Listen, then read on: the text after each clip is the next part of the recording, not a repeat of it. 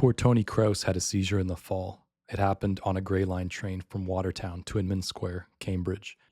He'd been drinking codeine cough syrup in the men's room of the Armenian Foundation Library in ghastly central Watertown, Massachusetts, for over a week, darting out from cover only to beg a scrip from the hideous Equus Reese, and then dash in at Brooks Pharmacy, wearing a simply vile ensemble of synthetic fiber slacks and suspenders and tweed Donegal cap he'd had to cadge from a longshoreman's union hall. Poor Tony couldn't dare wear anything comely, not even his boa, or the Antitoy's red leather coat, not since that poor woman's bag had turned out to have a heart inside. Victim, a 46-year-old Boston, Massachusetts accountant with irreversible restenosis of the heart, responded so well to the replacement of her defective heart with a Jarvik 9 exterior artificial heart that within weeks she had resumed the active lifestyle she had so enjoyed before stricken, pursuing her active schedule with the extraordinary prosthesis portably installed in an Etienne Aigner purse, where the heart's ventricular tubes ran up to shunts in the woman's arms and ferried life-giving blood between her living, active body and the extraordinary heart in her purse. Facts of her subsequent fate appear tragic, untimely, bizarrely, and cruelly ironic. The woman was actively window shopping in Cambridge, Massachusetts, fashionable Harvard Square, when a transvestite purse snatcher, a known drug addict with a criminal history well known to police, bizarrely outfitted in a surplus cocktail dress, spike heels, and tattered feather boa, brutally tore the life-sustaining purse from the woman's unwitting grasp. The victim gave chase to the purse-snatching woman for as long as she could, reportedly plaintively shouting to passers-by the panicked words, "Stop her! She stole my heart!" on the fashionable sidewalk crowded with shoppers. In response to her plaintive cries, tragically, misunderstanding shoppers and passers-by merely shook their heads and smiled knowingly at what they ignorantly presumed to be yet another alternative lifestyle's relationship gone sour. A duo of Cambridge patrolmen were witnessed quipping, "Happens all the time," as the victimized woman staggered frantically past in the wake of the fleet transvestite, shouting for help for her stolen heart. The drug-crazed purse snatcher may have found even his hardened conscience moved by the life-saving prosthesis the ill-gotten woman's handbag revealed, which runs on the same rechargeable power cell as an electric man's razor, and may well have continued to beat and bleed for a period of time in the rudely disconnected purse. That the prosthetic crime victim gave spirited chase for over 4 blocks before collapsing onto her empty chest provides testimony to the impressive capacity of the Jarvik 9 replacement procedure. He had simply never felt so beset and overcome on all sides as on the black July day when it fell to his lot to boost a beating heart. Who wouldn't wonder why me? And his Chinatown connection, Mr. Woe, still had him marked for ghastly harm as a consequence of that horrid delivery mix-up with Susan T. Cheese last winter, since which poor Tony hadn't dared to show one boa feather east of Tremont Street all spring, and now since 29 July, he was non grata at Harvard Square and environs, and even just the mere sight of an Aigner accessory gave him palpitations. Thus poor Tony had no way to cop for himself. He could trust no dealer enough to inject his wares. His former friend and associate, Susan T. Cheese, was now no more trustworthy than the hateful Woe himself. He didn't even want Susan T. Cheese to know where he was. He began drinking cough syrup. He managed to get Bridget Tenderhole and the strictly rough trade Stokely Darkstar to cop for him on the wink for a few weeks, until Stokely DS died in a Fenway hospice, and then Bridget Tenderhole was shipped by his pimp to Brockton under maddeningly vague circumstances. Then poor Tony had read the dark portents and swallowed the first of his pride and hid himself even more deeply in a dumpster complex behind the IBPWDW, International Brotherhood of Pier, Wharf, and Dock Workers. Local number 4 Hall down in Fort Point, and resolved to stay hidden there for as long as he could send his last true friend and associate, Lola's sister, out to acquire enough heroin to chip, accepting without complaint the shameless rip-offs he perpetrated upon him, until October, when the supply of retail heroin dried horribly up, and the only people even copping enough to chip were people in a position to dash personally here and there, under an open, public access sky, and no friend, no matter how dear or indebted, could afford to cop for another. Then, wholly friend and connectionless, plus extremely low on funds, poor Tony, in hiding, began to withdraw from heroin.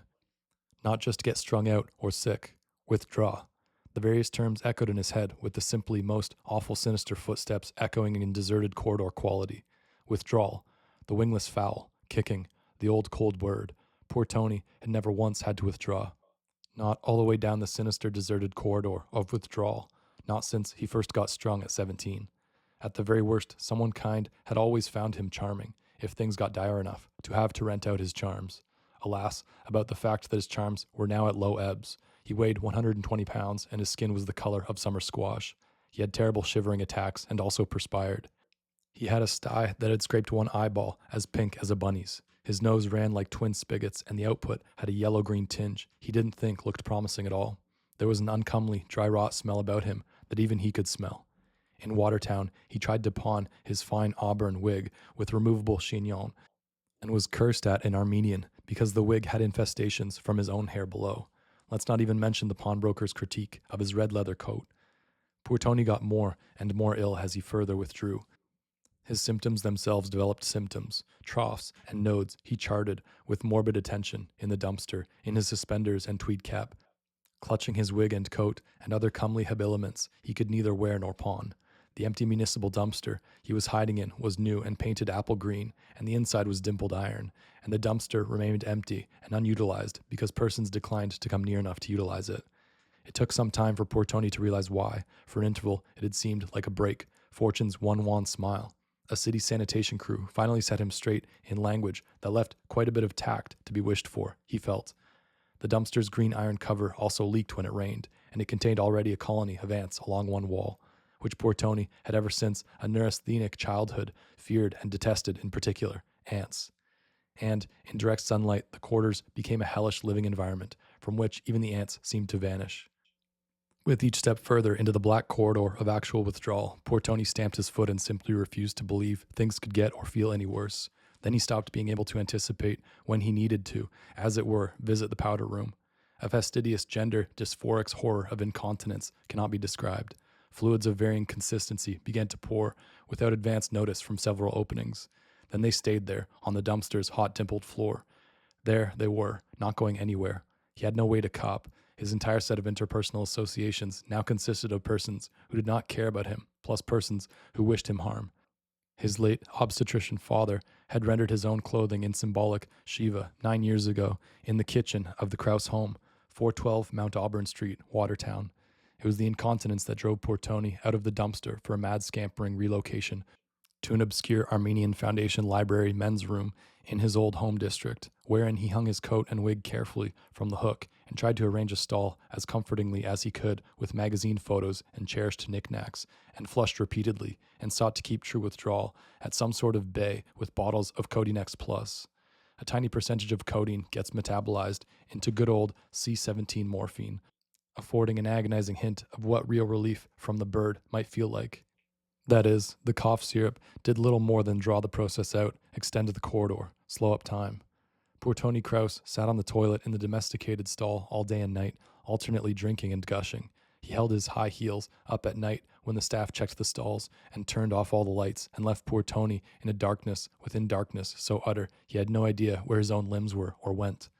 He left that stall maybe once every 2 days, scampering madly from Equus to Brooks in cast-off shades and a kind of hood or shawl made pathetically of men's room brown paper towels. Time began to take on new aspects for him now as withdrawal progressed. Time began to pass with jagged edges. Its passage in the dark or dim-lit stall was as if time were being carried by a procession of ants, a gleaming red martial column of those militaristic red southern ants that build hideous tall boiling hills, and each vile, gleaming ant wanted a minuscule little portion of poor Tony's flesh in compensation as it helped bear time forward down the corridor of true withdrawal. By the second week in the stall, time itself seemed the corridor, lightless at either end. After more time, time then ceased to move, or be moved throughable, and assumed a shape above and apart. A huge and orange-eyed wingless fowl hunched incontinent atop the stall, with a kind of watchful but deeply uncaring personality that didn't seem keen on poor Tony Krause as a person at all, or to wish him well, not one little bit. It spoke to him, from atop the stall, the same things, over and over. They were unrepeatable. Nothing in even poor Tony's grim life experience prepared him for the experience of time with a shape and an odor, squatting, and the worsening physical symptoms were a spree at sacks compared to time's black assurances that the symptoms were merely hints, signposts pointing up at a larger, far more dire set of withdrawal phenomena that hung just overhead by a string that unraveled steadily with the passage of time. It would not keep still and would not end. It changed shape and smell. It moved in and out of him like the very most feared prison shower assailant. Poor Tony had once had the hubris to fancy he'd had occasion really to shiver, ever, before. But he had never truly, really shivered until Time's cadences, jagged and cold and smelling oddly of deodorant, entered his body via several openings, cold the way only damp cold is cold. The phrase he'd once had the gall to imagine he understood was the phrase, chilled to the bone. Shard-studded columns of chill entering to fill his bones with ground glass, and he could hear his joints glassy crunch with every slightest shift of his hunched position. Time ambient and in the air and entering and exiting at will, very cold and slow, and the pain of his breath against his teeth. Time came to him in the falcon black of the library night in an orange mohawk and merry widow with tacky Amalfi pumps and nothing else, spread him and entered him roughly and had its way and left him again in the form of endless, gushing liquid shit that he could not flush enough to keep up with.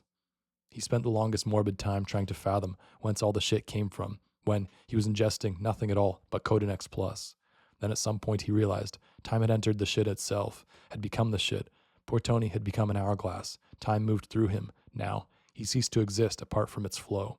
He now weighed more like 110 pounds. His legs were the size his comely arms had been, before withdrawal.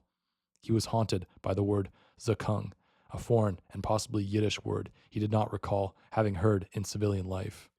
The word kept echoing in quick-step cadence through his head without meaning anything. He'd once naively assumed that going mad meant you were not aware of going mad. He'd naively pictured madmen as laughing.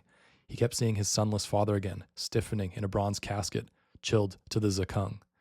When, then, finally, even funds for the codeine syrup were exhausted, he still sat on the toilet in the rear stall of the AFL, Lou, surrounded by previously comforting hung habiliments, the fashion magazine photographs he'd fastened to the wall with tape, cadged on the way in from the reference desk, sat for almost the whole next night and day because he had no faith that he could stem the flow of diarrhea long enough to make it anywhere, if anywhere to go presented itself, in his only pair of pants. During hours of lit operation, the men's room was full of old men who wore identical brown loafers and spoke Slavic and whose flatulence smelled of cabbage.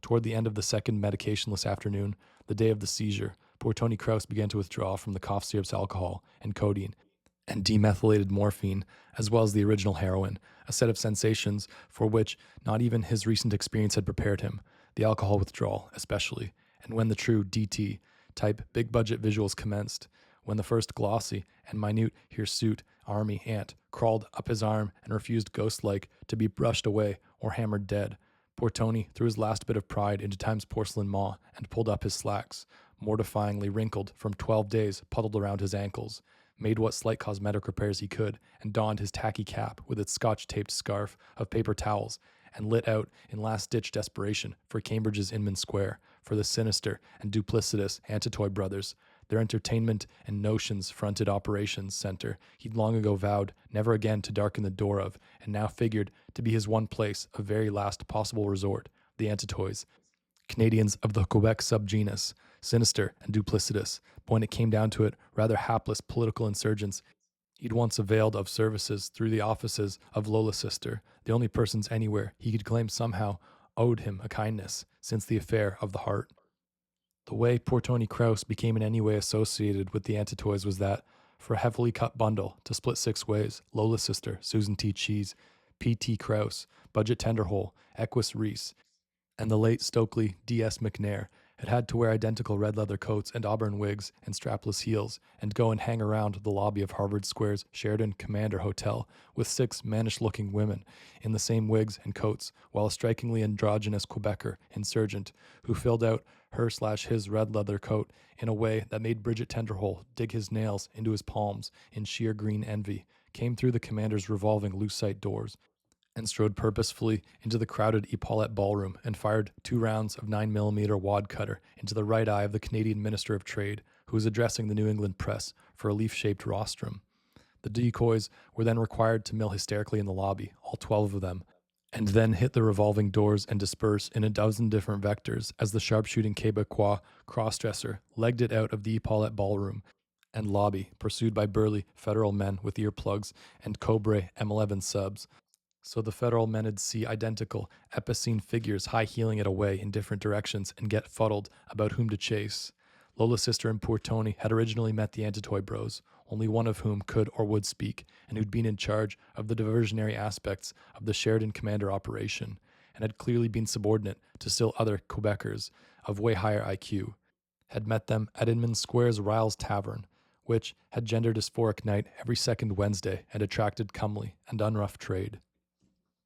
On Watertown Center's underground Grey Line platform, when the first hot loose load fell out of him like something off a shelf, into the baggy slacks and down his leg and out around his high heel, he still had only his red high heels with the crossing straps to wear, which the slacks were long enough to mostly hide. Poor Tony closed his eyes against the ants formicating up and down his arm's skinny length and screamed a soundless interior scream of incontinent, soul-scalded woe. The beloved feather boa fit almost entirely in one breast pocket, where it stayed in the name of discretion. On the crowded train itself, then, he discovered that he'd gone in 3 weeks from being a colorful and comely, albeit freakishly comely, person to being one of those loathsome urban specimens that respectable persons on tea trains slide and drift quietly away from without even seeming to notice them.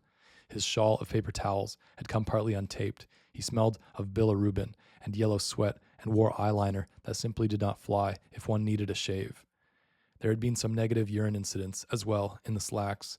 He had never in his life felt so unattractive or sick. He wept silently in shame and pain at the passage of each brightly lit public second's pincers, and the driver ants that boiled in his lap opened needle-teethed little insectile mouths to catch the tears. He could feel his erratic pulse in his sty. The Grey Line's trains were of the trundling behemoth type, and he sat all alone at one end of the long car and felt each slow second take its cut. When it descended, the seizure felt less like a separate and distinct crisis than simply the next exhibit in the corridor of horrors that was the old cold bird. In actual fact, the seizure, a kind of synaptic firefight in poor Tony's desiccated temporal lobes, was caused by withdrawal, not from heroin, but from plain old grain alcohol, which was Codenex Plus, cough syrup's primary ingredient and balm. He'd consumed upwards of 16 little 80-proof bottles of Codenex per day for an extended period, and so was cruising for a real neurological bruising when he just up and stopped. The first thing that didn't augur very well for the lobes was a shower of spark-sized phosphenes from the ceiling of the swaying train, plus a fiery violet aura around the heads of the respectables who'd quietly retreated as far as possible from the various puddles in which he sat. Their clean pink faces looked somehow stricken, each inside a hood of violent flame. Poor Tony didn't know that his silent whimpers had ceased to be silent, was why everyone in the car had gotten so terribly interested in the floor between their feet. He knew only that the sudden and incongruous smell of Old Spice stick deodorant, classic original scent, unbidden and unexplainable, his late obstetrician father's brand, not smelled for years, and the tiny panicked twitters with which the unbrushable red ants skittered glossily up into his mouth and nose and disappeared, each, of course, taking its tiny pincered farewell bite as it went, heralded some new and vivider exhibit on the corridor's horizon. He'd become, at puberty, violently allergic to the smell of Old Spice as he soiled himself, and the plastic seat and floor once again, the classic scent of times past intensified. Then poor Tony's body began to swell. He watched his limbs become airy white dirigibles and felt them deny his authority and detach from him and float sluggishly up, snout first, into the steel mill sparks the ceiling rained. He suddenly felt nothing, or rather nothing, a pre-tornadic stillness of zero sensation, as if he were the very space he occupied. Then he had a seizure, the floor of the subway car becoming the ceiling of the subway car, and he was on his arched back in a waterfall of light, gagging on Old Spice, and watching his tumid limbs tear ass around the car's interior like undone balloons. The booming zakung, zakung, zakung was his high heels drumming on the soiled floor's tile. He heard a rushing train roar that was no train on earth, and felt a vascular, roaring rushing that until the pain hit seemed like the gathering of a kind of orgasm of the head. His head inflated and creaked as it stretched. Then the pain, seizures hurt, is what few civilians have occasion to know, was the sharp end of a hammer. There was a squeak and a rush of release inside his skull, and something shot from him into the air and hung there and sparkled. His father knelt beside him on the ceiling in a well-rendered t-shirt, extolling the red socks of rice and lin. Tony wore summer taffeta. His poor body flopped around without authorization from headquarters. He didn't feel one bit like a puppet. He thought of gaffed fish. The gown had 1,000 flounces and a saucy bodice of crocheted lace. Then he saw his father, still green-gowned and rubber-gloved, leaning to read the headlines off the skin of a fish a newspaper had wrapped. That had never happened. The largest print headline said, "Push." Poor Tony flopped and gasped and pushed down inside, and the utter red of the blood that feeds sight bloomed red behind his lids. Time wasn't passing so much as kneeling beside him in a torn t-shirt, disclosing the rodent-nosed tits of a man who disdains the care of his once comely bod. Poor Tony convulsed and drummed and gasped and fluttered, a fountain of light all around him. He felt a piece of nourishing and possibly even intoxicating meat in the back of his throat, but elected not to swallow it, but swallowed it anyway, and was immediately sorry he'd done so. And when his father's bloody rubbered fingers folded his teeth back to retrieve the tongue he'd swallowed, he refused absolutely to bite down ungratefully on the hand that was taking his food. Then, without authorization, he pushed and bit down and took the gloved fingers clean off. So there was rubber-wrapped meat in his chattering teeth, and his father's own head exploded like an exploding star into light between his gown's raised arms and a call for Zakung, while Tony's heels drummed and struggled against the widening stirrups of light they were hoisted into, while a curtain of red was drawn wetly up over the floor. He stared down at Tony, and he heard someone yelling for someone to give him air, with one fingerless hand on his belly as he spread and bore down to push, and he saw the legs they held would spread until they cracked him open and all the way inside out on the ceiling, and his last worry was that red-handed papa could see up his dress what was really there.